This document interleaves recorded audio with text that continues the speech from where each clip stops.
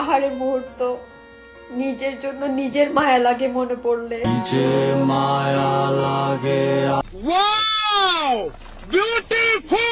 যার সাথে সবসময় কথা বলো আমাকে অবহেলা করে, আল্লাহ তোমাকে তার সাথে খুশি রাখো। কথা কি ক্লিয়ার না ভেজাল আছে? তোর কারণে ভুললাম আমি। আর এটার লিংক আমার বায়োতে অবশ্যই পাই। যখন থাকে না আইডিতে ভিউ, তখন ঠিকই আমাদের আপারা জানে কিভাবে কাঁপাতে হয় ফর ইউ। রিসেন্টলি দেখা যাচ্ছে জান্নাত তোহা তাদের এমন ভাব করছে যাতে তাদের মধ্যে বিচ্ছেদ লাগছে। এই নিয়ে ভিডিও হবে, কমপক্ষে 20-30টা ভিডিও নিয়ে ভিউ হবে এবং সেই টাকা দিয়ে তাদের সংসার চলবে। এদের মাথায় বিজনেস প্ল্যান এত পরিমাণে ঘোরে ভাই, যেসব আপনার এবং আমাদের মধ্যে এই রকম চিন্তা ভাবনা কখনোই ঢুকবে না। তারা জানে কিভাবে বিজনেসটা আমাদের কন্টিনিউ করতে হবে, তাই তো শুরু করে দিয়েছে নতুন নাটক। আপু কোথায়, মানে আমি কোথায়, ভাইয়া কোথায়, আমরা দুজন একসাথে কেন ভিডিও দিচ্ছি না, কেন এত স্যাড ভিডিও আপনাদের সাথে শেয়ার করতেছি। তো এগুলো তো অবশ্যই কোনো না কোনো একটা কারণ আছে। তো এইসব আপনাদের মাঝে ক্লিয়ার করার জন্য আমি একটা ভিডিও করছি। তো এই ভিডিওটা আমাদের ইউটিউব চ্যানেলে 7টার দিকে আপলোড হবে। আর ইউটিউব চ্যানেলের নাম বিচ্ছেদের নাটক। এবং এখানে দেখেন আবার দেখাচ্ছে যে আমার নতুন চ্যানেলে যে দেখে আসবেন আমাদের মধ্যে কি হয়েছে। তোদের এই নাটক আমরা বুঝি রে ভাই, এই নাটক আর কতদিন চলবে? মানুষের যদি কিঞ্চিত পরিমাণ লজ্জা শরম থাকতো তাহলে তোরা কখনো এরকম অনলাইনে এসে এইভাবে ব্যবসা শুরু করতে পারতিস না। তোদের কিঞ্চিত পরিমাণ লজ্জা শরম নেই।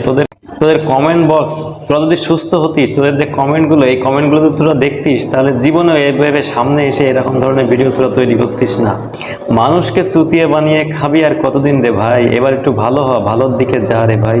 এদের চুতিয়াপানা ভিডিও দেখলে মনে হয় এদের মতন কষ্টে আর বাংলাদেশে কেউই নাই। আহারে মুহূর্ত, নিজের জন্য নিজের মায়া লাগে মনে পড়লে। ये बिक गई है गवर्नमेंट, अब गवर्नमेंट में कुछ नहीं है। ये भैंचो सारे मिलके हमको पागल बना रहे हैं मादर चौथ के। এইরকম কিছু কিছু স্যাড টিকটক তৈরি করবে এবং মানুষকে বোঝাবে দেখো আমাদের বিচ্ছেদ হয়ে গেল এবং শেষ পর্যায়ে ঠিকই তারা দুইজন আবার ক্যামেরার সামনে আসবে, এসে বলবে আমাদের ভুল আমরা বুঝতে পেরেছি, এগুলো কিছুই ছিল না এবং অবশেষে আমরা আবার এক হলাম। এই নিয়ে কমপক্ষে ভিডিও হবে 5টা এবং আমরা তো চুটিয়ে, আমরা তো এইগুলো ভিডিও দেখবো, আপনারা তো এইগুলো ভিডিও দেখবেন। আপনাদের তো খেয়ে কোনো কাজ নাই যে এইসব ভিডিও দেখবেন। নিঃসন্দেহে তুই ঠিক কথা বলেছিস। মনে হয় না আর কখনো ভালো হবে। এদের যে পরিমাণ যে সিচুয়েশন চলে গেছিল তারপর থেকেও এরা কেমনে ক্যামেরার সামনে আসে ভাই?